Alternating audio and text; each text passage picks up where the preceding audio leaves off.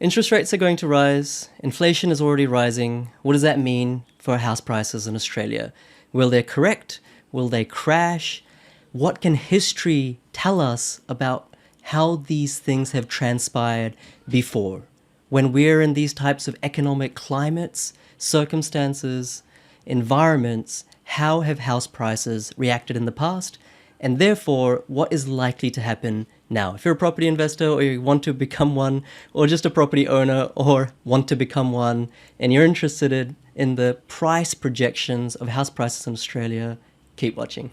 My name's PK, and I help people build passive income without needing buyer's agents, $15,000 every time, using the Property Investment Accelerator, using data.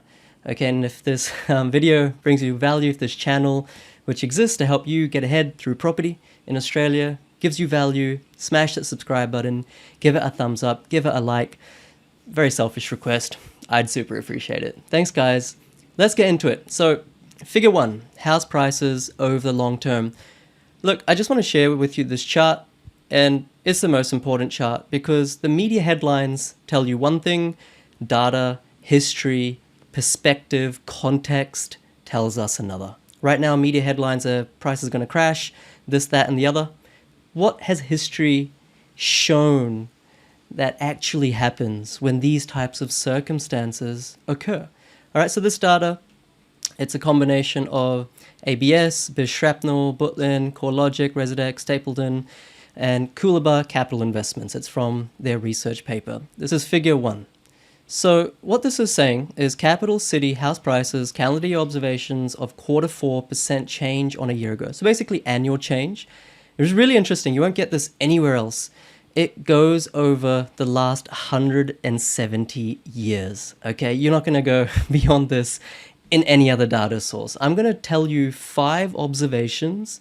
Okay, 5 observations that you need to know, you must know in order to make a intelligent property decision in 2022. Let's get into it. So the first observation is that prices have never fallen more than 20% in any year except for depressions. So I'm not going to pretend to know what caused the 1890s depression, but apparently there was a depression more than 100 years ago and prices crashed 20%. All right. The one that obviously most of us know about is global depression in the 1930s, started in 1929 with the stock market crash. Here, property prices fell just over 10%, all right?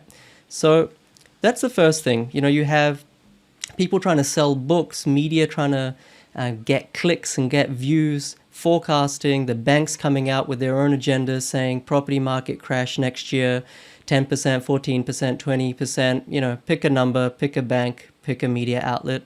What does history tell us?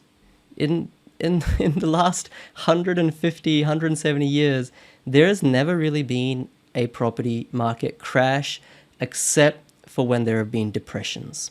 All right? So I'll leave it to you. Do you think that we're going to enter into a depression in the next 1, 2, 3, 4, 5 years? If you do, then perhaps don't buy property. But for the majority of us, I would say 99.9% of people don't think we're going into a depression. Remember, they didn't have monetary stimulus. They didn't have the means that central banks and governments have these days to stimulate the economy back then. But if you think we're going to a depression, then maybe don't buy property. But if you don't think we're going to a depression, you know, this is what's to come. Second point, guys, in the last 50 years, the biggest price falls have been less than 10%, and they've been quickly made up for. Okay, so the last one, 2017, dropped by about 7%. You can see more than made up for, 22% growth in 2021. Previous to that, you can see this is the global financial crisis period. The prices fell a little bit, you know, 4, 5, 6% in one year, similar quantum in another year. You can see consequently or subsequently, prices rose for many years on end, more than compensating that loss. So if you think this is all just hoo-ha and garbage and property prices will come down, history tells us that even if they do come down, they'll more than make up for that lost ground in future years. So if you do want to build wealth for your retirement, for your 10, 20-year financial goals, it's a good idea to start now anyway. time in the market plus timing in the market. But time in the market is what's required. No one retires rich off property in 5 years. You need to be in it for 10 to 20 years. The third observation that I would like you to know is that interest rates rising and falling, they've all occurred dozens of times. You know, back in the 80s, around this point of time, property prices have often been, you know, or rather, I should say, inflation rates and interest rates have been astronomical. Interest rates used to be more than 18%. Inflation has been very high. So these things come in cycles, but you can see property prices in Australia, at least, are very resilient. There have been recessions during this period. There have been all sorts of things. Every year there's been a reason not to invest in property. You can see what's actually happened. So if you're fearful right now, just look at history. There's always been a reason to be fearful. There's always been a reason why the media tells you it's not a good time. Friends, family, wife, husband maybe tells you it's not a good time to buy. Look at history, guys, perspective. The fourth observation is mature investors or mature finance market observers. They realize what's happening and that a balanced view is always right. Okay, so if anyone's saying that this property market is going to boom by another 30% next year, probably you need to take what they're saying with a grain of salt. If someone's saying that the property market is going to crash by 30-20% next year, once again, you probably need to take what they're saying with a grain of salt, because in most of the years, in the last, let's say 50 years, property prices have been, you know, growing at between, let's say, 7 or 8% over the long-term average. So a balanced view more often than not prevails. Okay. The fifth observation that I want to tell you is that even after a boom, that doesn't mean that there's going to be an impending crash. Okay, so here at the end of the World War II, you know, a lot of refugees from all over the world came into Australia, creating immense demand. Soldiers came back to Australia, creating immense demand. There was no additional supply, therefore property prices rose.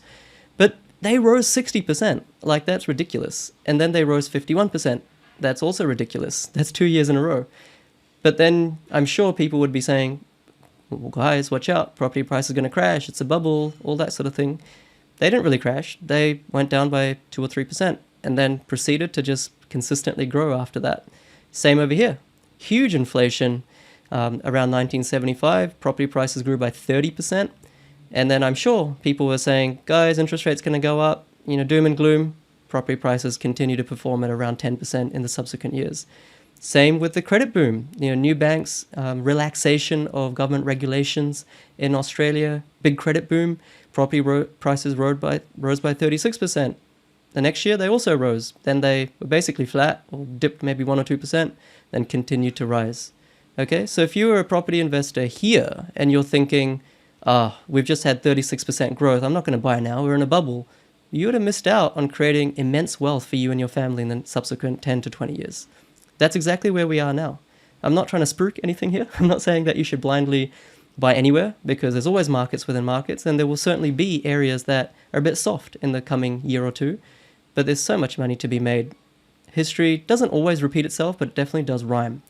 And the last thing I want to say, guys, is action beats inaction every day of the week, at least based on this data. You know, data doesn't lie. My opinion doesn't really matter, but I wonder how many people in Australia, even within property investment community, actually have seen a data chart, a graph like this. And if they do see it, how much more confidence that would instill in them. Okay, rather they just see big headlines, clickbait, all that kind of thing from the media, banks. And banks have an agenda as well, guys. They want to make things look doom and gloom.